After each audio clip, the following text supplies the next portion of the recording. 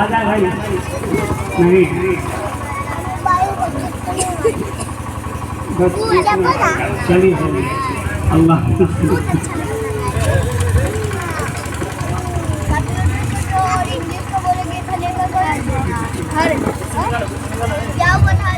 الحمد للہ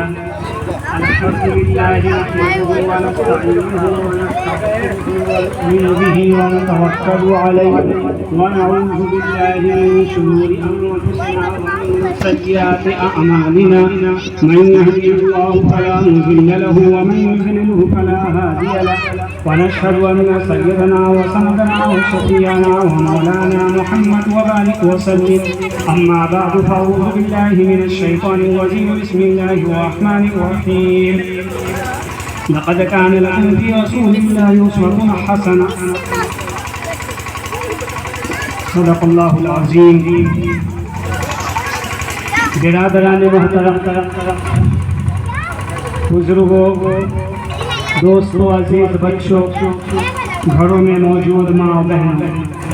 اللہ تبارک و تعالیٰ کا بے پایا فضل ہے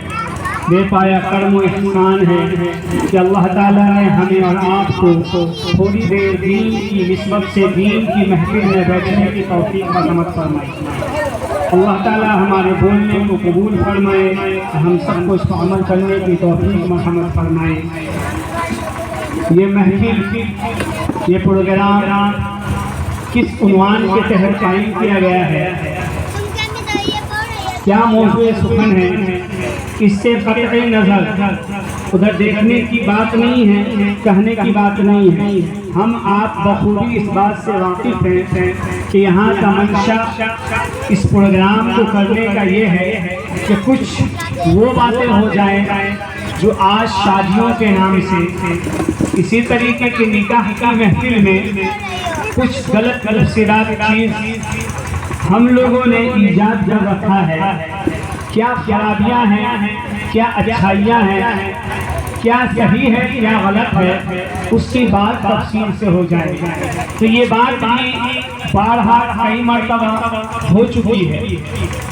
آج بھی ہم لوگ اسی تحت سے بیٹھے ہوئے ہیں تاکہ یاد تازہ ہوتا سبق کو دہرانے کے لیے تاکہ وہ سبق پچھلا جو ہم بھول چکے پھر سے یاد آ جائے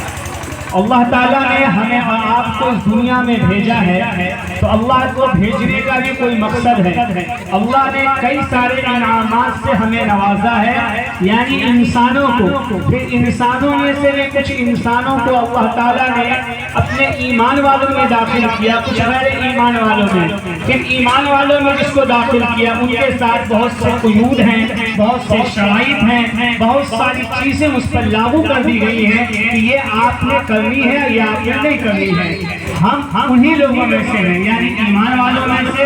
اسلام والوں میں سے مسلمانوں میں سے کہ ہمارے اوپر کچھ قیود و شرائط اللہ کے رسول کی نافذ کی گئی ہے ہم اس سے پابند ہیں ہمارا چلنا پھرنا ہمارا اٹھنا بیٹھنا ہمارا ملنا جلنا ہمارے آپس کے معاملات اسی طریقے سے ہمارے اٹھنے بیٹھنے بڑے اور چھوٹے اور عالم اور غیر عالم اسی طریقے سے ہماری پڑھائی لکھائی ہر چیز شادی بیاہ لین دین کھیتی باڑی ہر چیز میں ہمارے اوپر کچھ نہ کچھ قیود نافذ کیے گئے ہیں اس کے تحت ہی ہمیں رکھنا ہے ہمیں رہنا ہے ہمارے اوپر شرائط لکھ دی گئی اللہ تبارک و تعالیٰ نے قرآن حکیم کو ہم پر حاضر کر دیا نبی صلی اللہ علیہ وسلم کی حدیث ہمارے سامنے ہے اس کے اندر ہمارے جینے کی اور ہمارے مرنے کے مرنے کے بعد کی زندگی کے مرنے سے پہلے کی زندگی کے ساری چیزیں مکمل چیز پر آ چکی ہیں مکمل چیز میں موجود ہے قرآن کریم میں جب اللہ کے نبی صلی اللہ علیہ وسلم کے رخصت ہونے کا وقت آتا ہے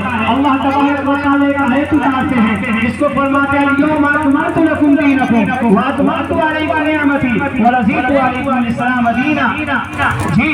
دین مکمل کر دیا گیا ہے دین کامل کر دی گئی ہے اب دین کے لیے کوئی نئی دین نہیں آنے والا کوئی شریعت نہیں آنے والی کوئی نبی نہیں آنے والے کوئی قرآن دوسرا نہیں آنے والا کوئی کتاب نہیں آنے والی یہ دین آخری دین ہے یہ شریعت آخری شریعت ہے یہ مذہب آخری مذہب ہے آنے والا جو نبی جس پر یہ قرآن والا وہ بھی آخری نبی ہے اسی کو ہمیں فالو کرنا ہے اسی کو چلنا ہے اسی کو ماننا ہے اسی کا عمل کرنا ہے ہماری زندگی ہمارا اٹھنا بیٹھنا کیسے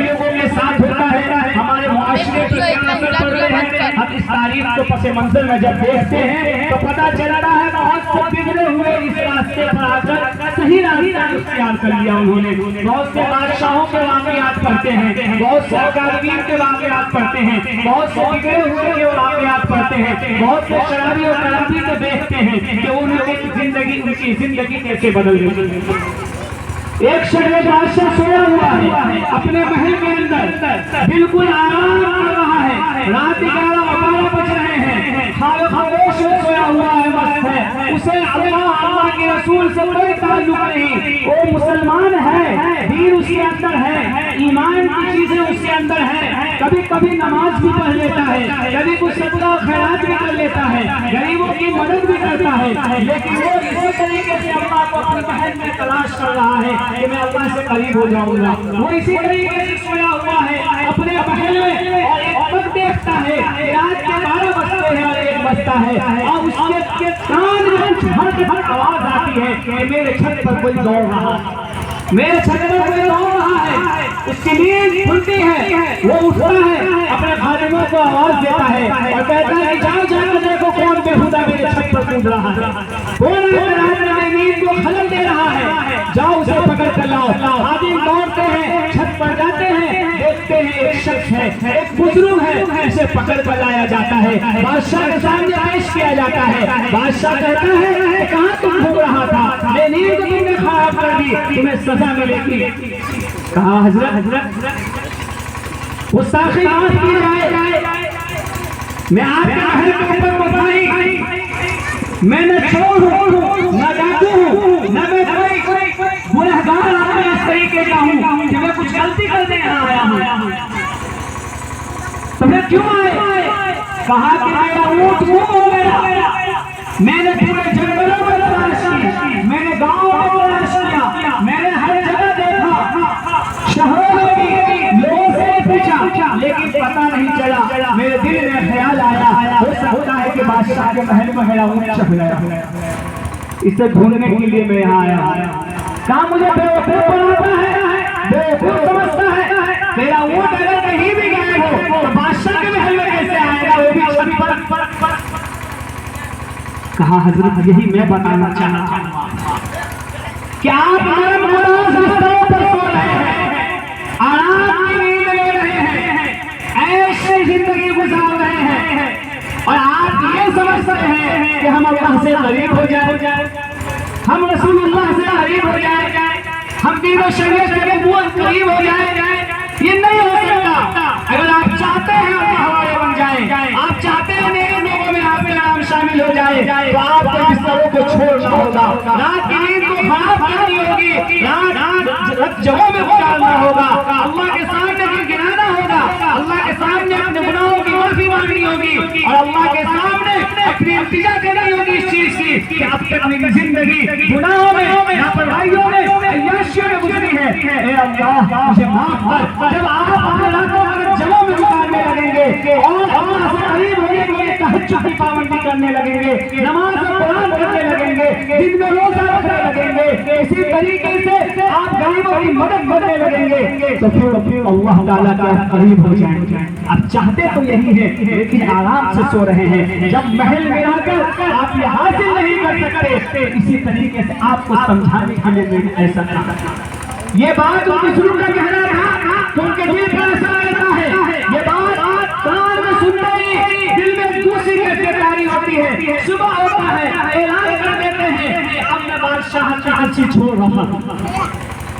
یہ اللہ تبارک و تعالیٰ نے ان کے دلوں کو بدلنے کے لیے, ان سے دین کی خدمت لینے کے لیے, اپنے سے قریب کرنے کے لیے کسی آدمی کے دل میں یہ باتیں ڈالا کرتے ہیں, کوئی نہ کوئی بہانہ لگایا کرتے ہیں. اس لیے انسانوں کو دیکھ کر کہ وہ انسان شریعت میں نہیں چل پا رہا صحیح سے, لیکن مسلمان ہے, وہ انسان صحیح سے تمیز سے بات نہیں کر پا رہا, لیکن مسلمان ہے, لیکن وہ انسان نماز نہیں پڑھتا, مسلمان ہے, خیرات صحیح سے نہیں دیتا, مسلمان ہے, لیکن وہ اچھے سے بات نہیں کرتا, کچھ نہیں کر رہا ہے, اس کا رہن سہن, اس کا لباس, اس کے پوشاک کچھ بھی صحیح نہیں, لیکن ایمان ہے اس کے دل میں, یا اسی طرح ایمان والا ہے, لیکن اللہ تبارک و تعالیٰ اسے ہدایت دینا چاہتے ہیں, اللہ تعالیٰ اسے ہدایت بنانا چاہتے ہیں, اپنا مقرب بندہ بنانا چاہتے ہیں. سے کوئی بات کہتے ہیں جس سے اس آدمی کا رنگ بدل جاتا ہے، اس آدمی کی کیفیت بدل جاتی ہے، اس آدمی کی سوچ بدل جاتی ہے، ان کی کیفیت بدلتے ہی وہ آدمی کے اللہ والا بن جاتا ہے۔ دن میں اعلان کرتے ہیں سارے آنکھوں کو کام چھوڑ کر، ساری حکومتوں کو چھوڑ کر جنگلوں پہ آباد نکل جاتے ہیں، پھر اللہ کے رسول نام لیوا اس طریقے سے بنتے ہیں کہ ان کی زندگی کے 24 گھنٹے اللہ کے رسول اللہ کا رسول میں گزرتا ہے۔ ان کا نام ہے ابراہیم ابن ادہم۔ ابراہیم ابن ادہم ان کی زندگی کے کہانی نہیں پڑھتے، یہ واقعہ ان کے ساتھ پیش آیا جس کی وجہ سے آج دنیا میں نبوت کے فہرست میں شمار کرتی ہے۔ ابراہیم ابن ادہم رحمۃ اللہ علیہ کہا جاتا ہے، ان کی زندگی ہوئی۔ تو میرے بھائی